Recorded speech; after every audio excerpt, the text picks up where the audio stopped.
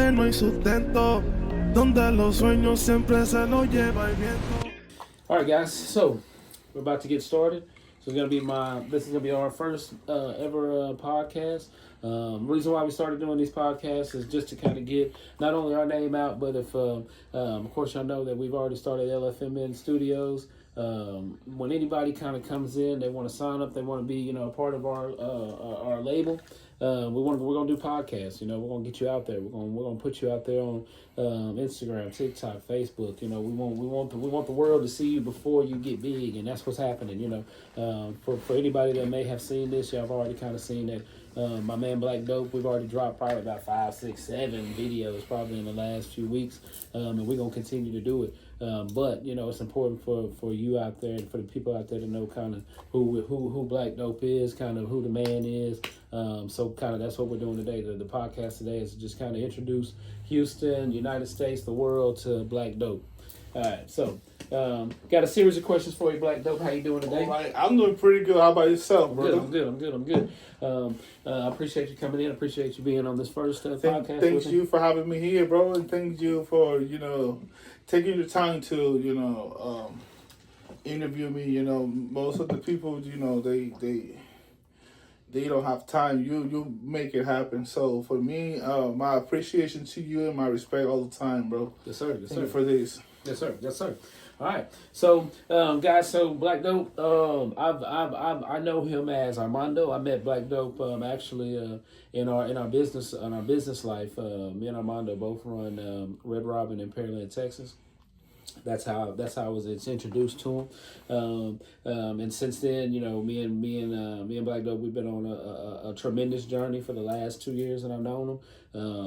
Just with the restaurant, with his business, with my fishing channel.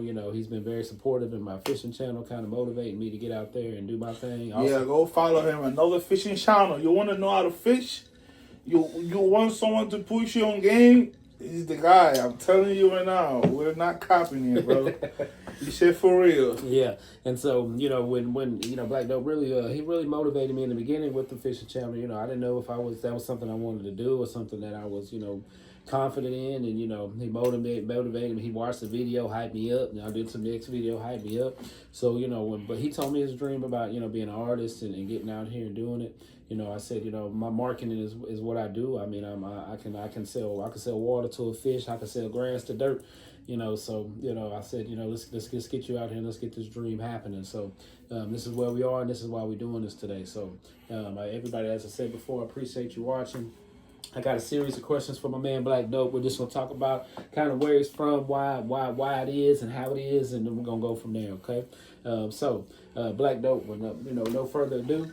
I got a series of questions for you, man. Right, These are just questions, kind of about yourself, where you come from, why you're doing it, and where you at. So the first question for the people out there, the people at home, talk to me about where you're from and how long you been here in the United States. Yes. I'm from Puerto Rico. Mm-hmm. Okay. I'm from Carolina, Puerto Rico. That's a small little city in Puerto Rico. We call it the Metro. But when you're in the hood, you call it El Calentón. The Calentón means like it's a dangerous area. You know what I'm saying? It's a lot of shit happening over there. But I'm very proud to be there. I live in Carolina my entire life, so I'm from Puerto Rico. I've been living in Texas 7 years. Okay, 7 years. 7 years. So when you came to the United States, you came straight to Texas. Did you see the United States? Did you do anything before that? So my plan, my first plan was moving to New York. I have family in New York. Okay. And also my plan B was like, I have friends in Orlando. Okay, so Orlando, Florida. Okay, yeah. I was like, you had options. I have an option. My last option was Texas, but Texas was not even on my wishing list. Okay. The reason why is because I didn't know no English, and I was like, I want to go to New York because they got the Puerto Rican parade and stuff. I know I'm gonna find a lot of Puerto Ricans. Mm-hmm. And I also want to go to Orlando because there's a lot of Puerto Rican community in Orlando, so I'm not gonna feel like by myself. Okay. Yeah. But the destiny and tell me now, bro, like not Orlando, no New York. You're gonna go to Texas. Texas. Okay. And I'm gonna tell you this, bro. I don't regret not even a bit, bro. Texas is my hometown, and I love to live here in Houston. And that's perfect. That segues me to the second question. You know, what was the reason for moving? You know, to Houston, home. You know, Houston, making Houston your final destination. Houston made the person I'm at. You know, all my biggest test, all my challenge, I proved myself here in Houston, and that's why Houston become my hometown. The people here, they are friendly. It's not like what they pictured, you know.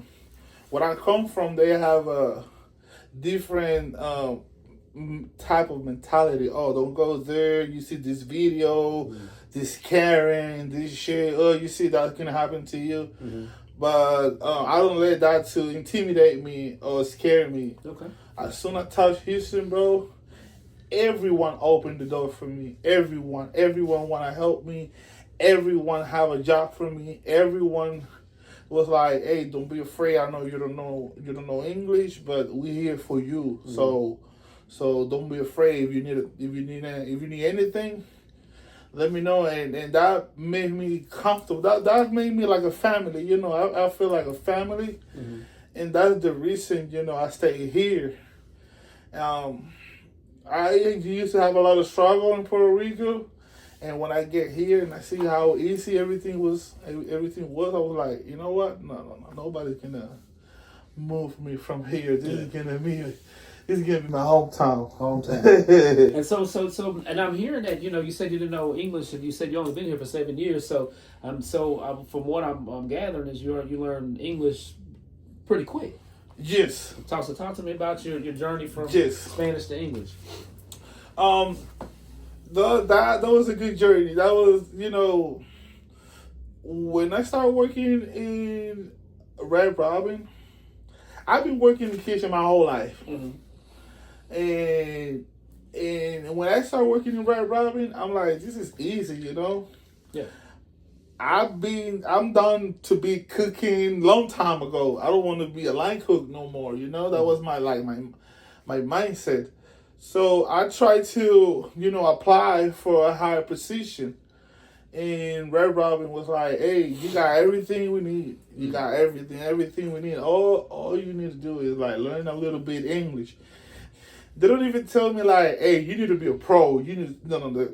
Just learn a little bit English. Just try to communicate." And you know, so it took me 1 year to learn English. Okay. From nothing to like having a whole like right now, you know. That's incredible. And you know, every time I speak with people, I just tell like, "Hey, I'm still learning a little bit, but it's not that I'm a beginner.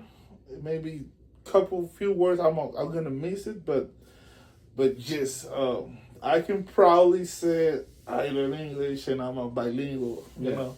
And bilingual, you know, I'd have to say that, you know, I've been on this. I've been here for 41 years, and I'm not bilingual, you know. And the thought process of me learning Spanish, I know that you've been trying to teach me, you know, here and there, and to learn English in a year. I mean, there's kids out there that don't. It takes them, you know, 5, 6, 7 years to really get that, you know, to that understanding of English.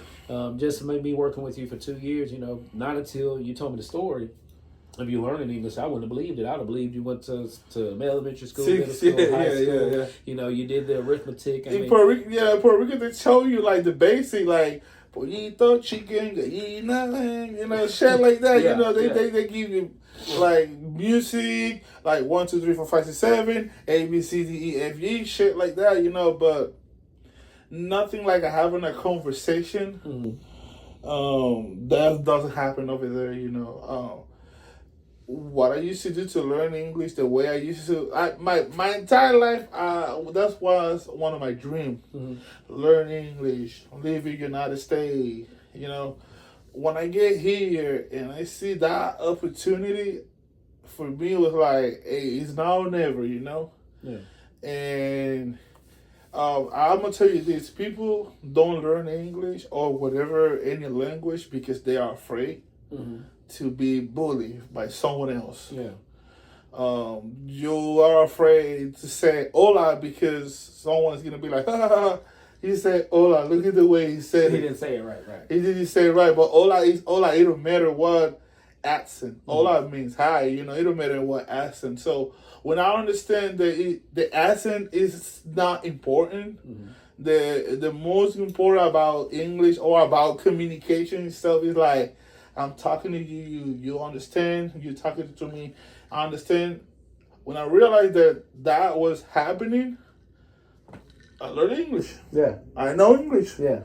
All I need is like more dictionary, you know, more words, more understanding of the words. Yeah. the lingo, because English is English, but it's like Spanish. Spanish have a lingo. Right. You can speak Spanish in the right way, or you be like, you know, like a lingo, like here. You can speak like, hey, how you doing? I'm about to go to store. Or you can say, hey, bro, I'm finna go to store. Yeah, finna go to store. You know? Yeah. So when I was like, oh, so there's some lingo too in English, and I learned that, I was like, hey, it's done, bro. Yeah. I know English, bro. Yeah. And that made me happy. Every time I say I know English, that made me super happy, bro. Yeah. Oh yeah. And, I mean, like, and as I said before, you know, you sound. I mean, it sounds like you've been speaking English all your life. So I mean, to learn that in a year, that's incredible. So we're gonna move on to the next question. So tell me a little bit. How long have you been doing music, and where can we find more? I've been doing music for 10 years now. The reason why I started doing music, I'm a big fan of music, all kind of music. I like to dance. I like to write music. I like to just listen to music for hours. And that desire, it was in me a long time ago. Like I have a father that he was a wrestler. He was always in the crowd. Okay. I see how people was like, hey, and I live into that, you know. But I didn't want to be a wrestler. Okay. I want to be like someone else. I want to create my own path, you know. So always that I have a time, I trying to like rob the show, you know. I'm here, boo, boo, boo. Look at me, I'm the superstar all the time. But you know. But the music was like something in me that's like, man, how can I start? How can I make this happen? You know? And one day I have a couple friends that they're younger than me, very younger than me, and I see them writing songs. And I'm like, well, I mean, it sounds good. But can I tell you, you know, change this, change that? And they were like, but you don't even write song. What you telling me? And that that was straight to my heart. Like, what, bro? This sounds bad, bro. If you want me to be honest, sound bad. So that what happened in that moment. That spark flame that desire. Okay. And I'm like, you know what, motherfucker? I'm sorry, when I say the camera. I'm gonna show you how to do it. Okay. And I told her, like, once I start doing, I will never stop, and I'm gonna show you how a big artist is created. You know, I started everything. I'm a graphic designer. Okay. I know how to do graphic design, logo, videos, all that. All I need is to write songs. Okay. And I'm gonna show you how to do it. And look at me now. You know, everything started for a desire. Of course, you know. I'm coming from poverty, you know. I'm coming from someone. Hey, there's no food today. I mean, we never know what's we're gonna eat again. You know, you might go to the neighbor. He might got some food, you know, and shit like that. So me, I want to change that whole thing. And I see all these big artists like Arcangel, like Delegato, like Bad Bunny, like Ñengo. A lot of big artists making a lot of money. Yeah. From the music. So I'm like, I always have this thought that it's like, hey, if they can do it, why I cannot do it? If they there, why I can't be there too? Right. You know what I'm saying? Right. We're not different. You have the same blood. You know, the blood is red. You know, you're not doing nothing different that I cannot trying to do, you know? Right. So that motivated me a lot. So when I started writing my first verse, people was like, "Oh, how long you been doing this?" I'm like, "No, I just do that. This is my first time." Nobody believed me. Yeah. Nobody. You've been doing this for years. I'm like, no, like I just write this right now. Nobody believed me. That motivated me because like, really, if you acting like that, wait till I get like 2-3 years or like 10 years doing the same thing. I'm gonna be a beast. Yeah. And that's what they say now. I'm a beast. Yeah. It's like, damn, you're going too hard. Yeah, and you know, and I think that, you know, and that's why we're here today. You know, I think that, you know, the biggest thing for myself is, you know, a little backstory of kind of how me and Black Dope met was, or how me and Black Dope got to this point. You know, like I said before, you know, I've Black Dope is a kitchen manager for me at Red Robin. I'm the assistant general manager. You know, and as I said, we've been there together for about 2 years. 2 years. You know, the day that I knew that Black Dope was gonna be, you know, bigger than us. The person that was over us before us, you know, he took some time off and left us to, you know, kind of run the restaurant ourselves, and in 30 days, me and this man here by ourselves turned our restaurant around. We made our restaurant number one. We got trophies, accolades. We got all kind of stuff in 30 days. Just 30 days of me and him taking over the store. And I realized at that moment that, you know, me and this man, we can move mountains together. You know, you know, I didn't really know his dream until probably a little bit after that. You know, he told me a little after. You know, we had already got the accolades and we had already got the trophies and stuff for knocking it out the park in the restaurant, that he had this dream of music, you know. And so, you know, he showed me some of the things that he had done before, and all of his music, guys, y'all can find on his Instagram page, Black Dope PR. You can find him on TikTok. You can find him on YouTube. You can find him on Facebook, Apple Music. Guys, look him up after you see this. He's got a collection, a vault of music. But for myself, you know, I'm gonna be his manager. I'm taking over that role because I know I believe in this man. I know that I know that one day he's gonna be out there. I know that y'all gonna be listening to his music soon. And so, you know, just with that, you know, get out there, y'all listen to his music. He's got reggaeton. He's got trap music, rap music. I got all kind of music. Yeah, he's got it all. You know, we're gonna be sending samples in the next few weeks. You know, every week we're gonna try to drop something new from Black Dope. If either it be a video, a new song, whatever the case may be. But we're gonna get him out there. Houston, you know, Houston, remember the face, remember the name, because we're gonna get him out. For my club owners, anybody that, you know, that's looking for talent, looking for somebody to get on the stage, this is who you want. I'm telling you right now. You may not have seen him yet, but you will see him. You know, reach out to me. You can reach out to me at Another Fishing Channel. You can reach out to me. My phone number's on there on my Facebook page. You can reach out to me. I put my phone number right there at the bottom right there. If you want to book Black Dope, y'all hit me up. Let me know. We're gonna get him in there. What else you got for us, baby? Something that I wanna say before we finish this. Don't forget to go, like he said, all the platform. My last album, La Fucking Melaza Negra. We also are making La Fucking Melaza Negra as an official brand. We have a studio coming. That's coming soon. Very soon. Very soon. La Fucking Melaza Negra studio. If you have a dream, if you have anything that you have in your mind and you don't know how to project it, how to make it happen, we are the people, you know. Like, contact us, DM me, DM him, Another Fishing Channel, Black Dog _PR, and we'll make it happen. This is, you know, La Fucking Melaza Negra. Thank you for having me here, Gordon. Yes, sir. Yes, always. And thank you for making this happen. Like always, you know, that's gonna be our new slogan. You know, we make shit happen. Yeah. It don't matter.